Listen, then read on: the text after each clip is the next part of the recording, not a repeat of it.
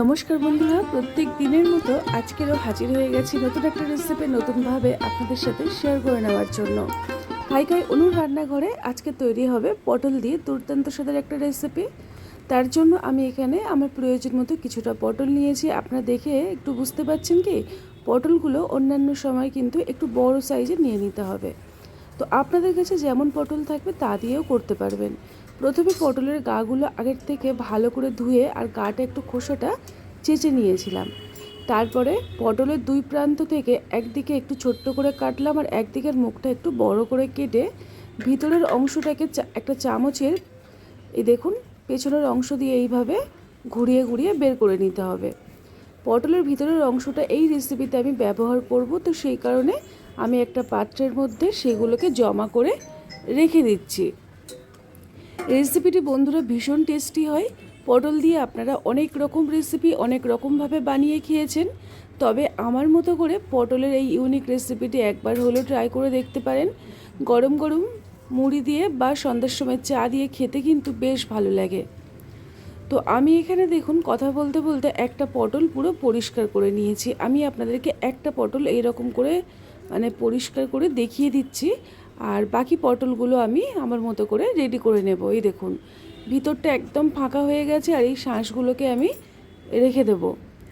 তো একই রকম পদ্ধতিতে সমস্ত পটলগুলো করে নিয়ে আমি ফিরে আসছি। দেখুন সমস্ত পটল আমার রেডি হয়ে গেছে, ভিতরের অংশটাকে আমি একটা জায়গায় জড়ো করে রেখেছি।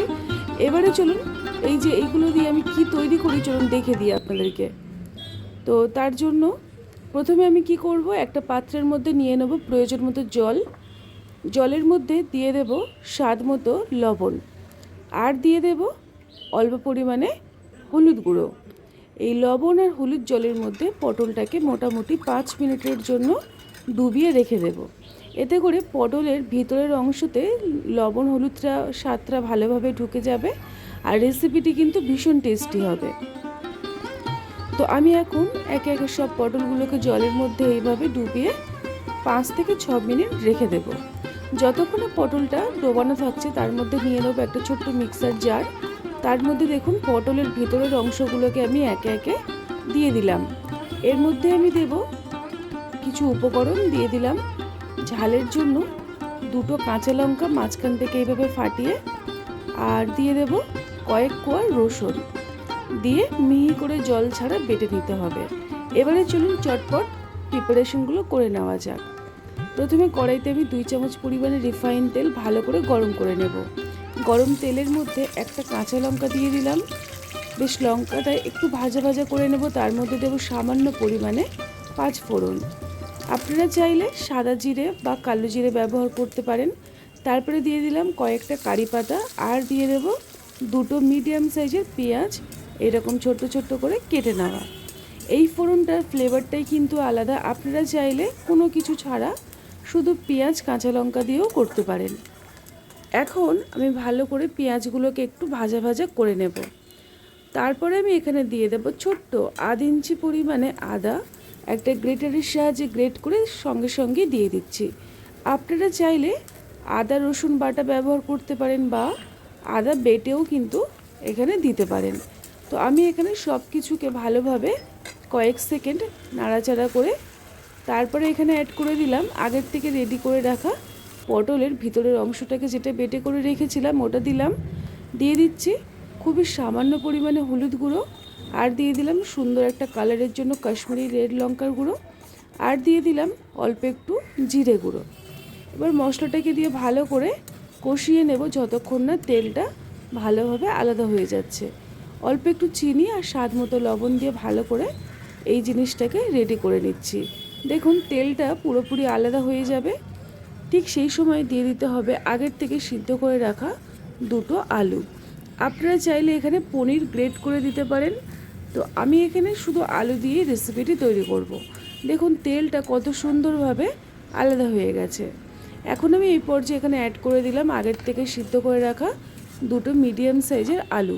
আলুটাকে হাতের সাহায্যে আমি একটু ভেঙে নিয়েছিলাম, তারপরে কড়াইতে দিয়ে একদম ভালো করে এইভাবে ঘেটে নিতে হবে। আলুগুলোকে একদম শুকনো শুকনো করে দেখবেন কড়াইয়ের থেকে আলাদা হয়ে যাবে। এরকম যতটা টাইট করে করা যাবে ততটাই কিন্তু ভালো লাগবে। একটা পাত্রের মধ্যে আমি এটাকে ঠান্ডা হওয়ার জন্য রেখে দিলাম। যতক্ষণ আলুটা ঠান্ডা হচ্ছে এদিকে পটলগুলো ডুবিয়ে রেখেছিলাম অনেকটাই নরম হয়ে গেছে। এখন একটা শুকনো কাপড়ের সাহায্যে পটলের গাগুলোকে একটু মুছে নিতে হবে।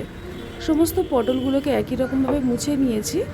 এখন একটা পাত্রের মধ্যে আমি নিয়ে নেব ছোট্ট কাপে 2 কাপ পরিমাণে বেসন, আর নিয়ে নেব একই কাপ মেপে 1 কাপ পরিমাণে সুজিটা দিলে খুব বেশি ভালো লাগবে, মুচমুচে হবে। আপনারা চাইলে সুজির পরিবর্তে চালের গুঁড়িও ব্যবহার করতে পারেন। হলুদ গুঁড়ো, অল্প একটু স্বাদ মতো লবণ আর অল্প একটু জিরে গুঁড়ো দিয়ে ভালো করে শুকনো অবস্থায় সব কিছু মিশিয়ে নিয়েছি। এখন অল্প অল্প করে জল দিয়ে একটা গাঢ় ব্যাটার তৈরি করব। প্রথমে কিন্তু বেশি করে জল দেব না, তাহলে একেবারে পাতলা হয়ে যাবে, অসুবিধা হতে পারে। তাই অল্প অল্প করে জল দিয়ে রেডি করে নিলাম। আবারও কড়াইটা পরিষ্কার করে আমি গ্যাসের উনুনে বসিয়ে অল্প একটু তেল দিয়ে পটলগুলোকে একটু ভেজে নেব। চেষ্টা করবেন জোরে আঁচে রেখে একটু ভালো করে ভেজে নিতে। তাহলে কি হবে বলুন তো, এই যে পটলের দেখবেন একটা কাঁচা গন্ধ থাকে, সেটা কেটে যাবে আর পটলটা কিন্তু খেতে বেশ ভালো লাগবে। আপনারা চাইলে মিডিয়াম আঁচে রেখেও ভেজে নিতে পারেন, তবে একদম কম আঁচে রেখে ভাজলে কী হবে, মানে পটলগুলো খুব বেশি নরম হয়ে যাবে, তাতে করে ভিতরে স্টাফিংটা ভরতে অসুবিধা হবে। তো আমি এখানে জোরে আঁচে রেখে পটলের গাগুলোকে একটু ভেজে নিলাম। দেখুন মোটামুটি আমার উল্টোপাল্টে দিয়েছি, এবার ভাজা হয়ে গেছে। এখন একে একে তুলে নিচ্ছে পটলগুলোকে, নিয়ে আলাদা একটা পাত্রে একটু ঠান্ডা করে নিতে হবে, কারণ পটলগুলো এখন যথেষ্ট পরিমাণে গরম। আমি এগুলোকে ঠান্ডা করে নিয়ে ফিরে এসেছি। আর এখন আমি একটা পটলের মধ্যে কিছুটা আলুর স্টাফিং ভরে আপনাদেরকে দেখিয়ে দিচ্ছি, আর বাকিগুলো কিন্তু আমি আমার মতো করে রেডি করে নেব। এই দেখুন, পটলের মধ্যে আমি আলুর স্টাফিংগুলো ভালোভাবে চেপে চেপে দিতে হবে, যেন ভিতরটা একটু ফাঁকা না থাকে। তাহলে যখন আমি এটাকে ভাজবো তখন কিন্তু মানে চুপসে যাবে বা একদম ছোট হয়ে যাবে। সেই জন্য আলুটাকে বা যে কোনো পুরটাকে ভালো করে ভরে নিলাম। দেখুন এইভাবে ভরে নিয়েছি। এখন এগুলোকে আমি যে বেসনটা গুলে রেডি করে রেখেছিলাম, যেহেতু সুজি দিয়েছিলাম তাই কিছুক্ষণ গুলে রেখে দিয়েছিলাম। এখন এর মধ্যে এক একটা করে পটল ডুবিয়ে আমি আগের থেকে তেল গরম করতে বসিয়ে দিয়েছি, তার মধ্যে ভাজতে দিয়ে দিলাম। চেষ্টা করবেন মিডিয়াম আঁচে রেখে এগুলোকে ভেজে রেডি করতে। জোরে আঁচে রেখে যত তাড়াতাড়ি ভেজে নেওয়ার চেষ্টা করব, মানে এগুলো কিন্তু অতটাও ভালো হবে না, কারণ পটলটা ভিতর থেকে কাঁচা থেকে যাবে, ভালো লাগবে না খেতে। আমি এখানে মিডিয়াম আঁচে রেখে একটু সময় নিয়ে গায়ে একটা সুন্দর ব্রাউন কালার ধরিয়ে ভেজে নেব।